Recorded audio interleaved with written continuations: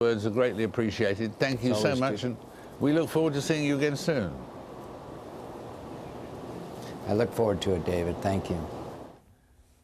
We'll return to Libya and the refugee crisis in particular in a minute. But first, we turn to another Arab nation facing street protests, Yemen. In the face of continued rallies on the streets of the capital, Sana'a, President Saleh has made a series of offers. First, the president declared that he would not run again in the next election, scheduled for 2013. But protesters reminded him that he said that before in 2005 and then changed his mind. Next, the president offered to establish a unity government. Again, his offer was rebuffed. So what do the protesters want? I'm joined now from Sana'a by a leading protester and activist, the lawyer Khaled Al-Ansi. Mr. Al-Ansi, welcome. Good to have you with us. What is it that you've turned down two offers the president made, but what is it you want to hear the president say? What do you want him to do? It is a simple wish. We want to resign. Now he spent 33 years in power. It is not a Republican country. He make it a kingdom country. We want him to leave the power. He owned this country and make it under his name and his family name, and make the people in trouble, in war, in conflict. I think we deserve to live a good life like other people, like other countries. He introduced this country as example for terrorism, for extremes, for kidnapping, for corruption, and now for Balatija.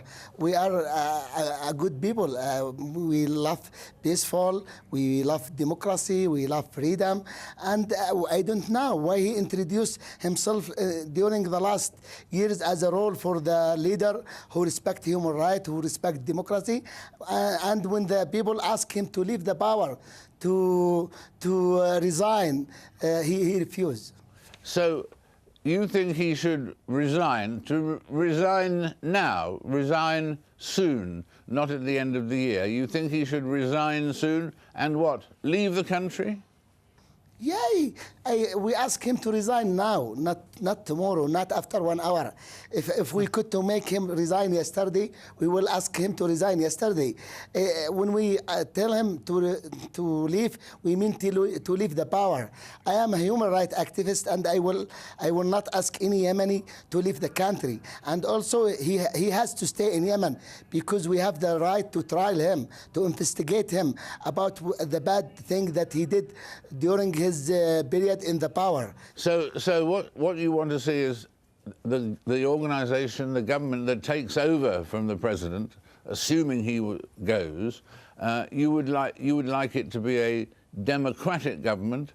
Therefore, you'll presumably have to hold elections and so on. And so it may take a little while, a little time, before a new government can be operating. Yeah, he said the same thing in 2006. He is not from yesterday. He now 33 years in the power. It is a long time. If he can do something, he can do it in the past. Why now he want to continue? And I read, in fact, that Mr. Al-Ansi, that in fact during a recent protest that security forces actually attacked you with sort of electric shock batons and so on. Have you received that sort of treatment, that sort of violent treatment from the government as well? I be arrested twice, and I be beaten and attacked many times. We received threats, but we are ready to give this country everything, our soul, our blood. We don't have another choices. If you see the people, Yemeni people, when they are abroad in a bad condition, or if they are beggars in the street, you will prefer to die than to live. We know this regime can do anything, but what we believe, he couldn't do anything if God not willing that. For that, we don't care about what he will do, and we will continue. Not only Khaled Al-Ansi who stand against There are millions Yemeni people who will continue. My new generation, my sons, I have 10 children. They will continue after me. We are from the tribal society. We will continue. And now a good thing, the tribal leaders join us. There are anger inside the security body, inside the military.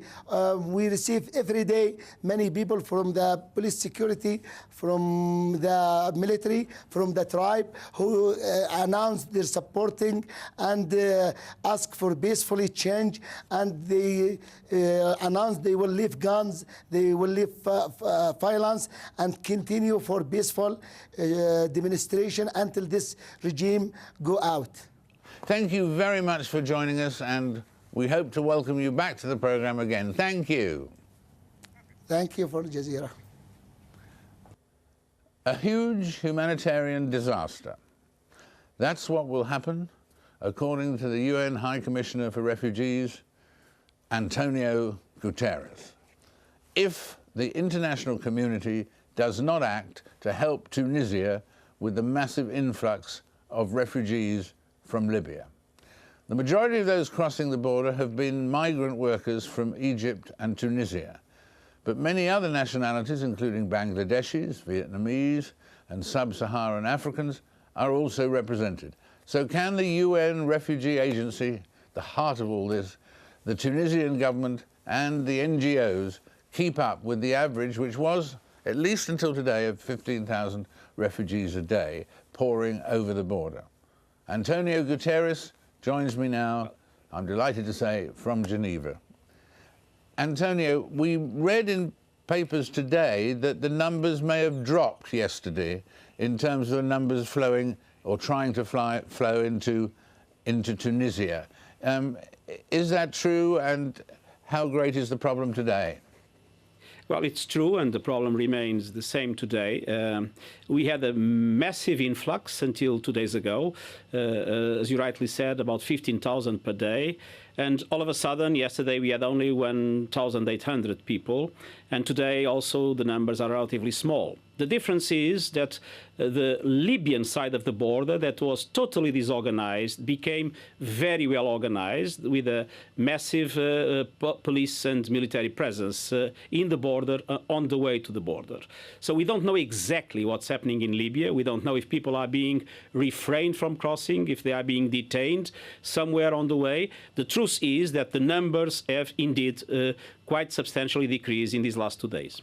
And so, in that situation, obviously it's easier, not easy, but easier for Tunisia to cope with the problem today or yesterday, but it may blow up again as it was a few days ago, or do you think that period of massive people attempting to flee from Libya, is that over? I don't think, unfortunately, it is over, because we know that there is a huge number, hundreds of thousands of people in the other side of the border that came from Egypt, from Bangladesh, from Vietnam, and from different